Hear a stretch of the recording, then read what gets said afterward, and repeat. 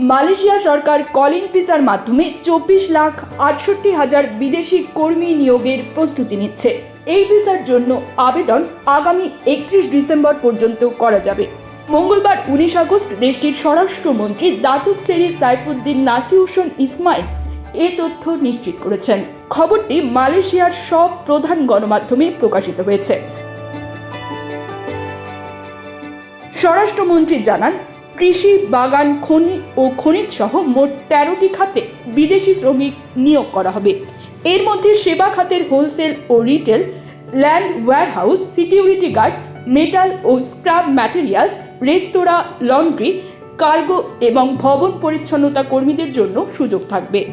তবে নির্মাণ খাতে শ্রমিক নিয়োগ শুধুমাত্র সরকারি প্রকল্পের মধ্যেই সীমাবদ্ধ থাকবে। উৎপাদন খাতে অগ্রাধিকার দেওয়া হবে মালয়েশিয়ান ইনভেস্টমেন্ট ডেভেলপমেন্ট অথরিটি আওতাধীন নতুন বিনিয়োগ প্রকল্পগুলোর জন্য।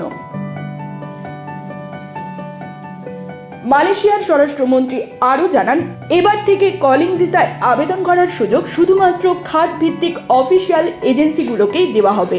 আগের মতো সরাসরি নিয়োগকর্তা বা স্বাধীন কোনো এজেন্ট আবেদন করতে পারবে না। আবেদনগুলি ফরেন ওয়ার্কার্স টেকনিক্যাল কমিটি এবং জয়েন্ট কমিটির মাধ্যমে যাচাই বাছাই ও অনুমোদিত হবে।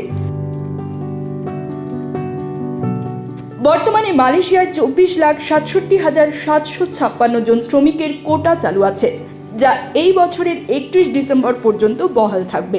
এরপর থেকে বিদেশি শ্রমিক নিয়োগ দেশের মোট জনশক্তির মাত্র 10% পর্যন্ত সীমাবদ্ধ করা হবে।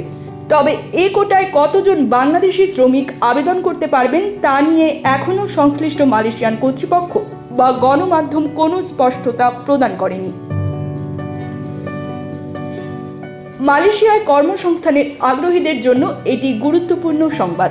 পাশাপাশি বিদেশি শ্রমিকদের নিয়োগ এবং নিয়মকানুন কঠোর করার মাধ্যমে দেশটি শ্রম বাজার নিয়ন্ত্রণে রাখতে চায়।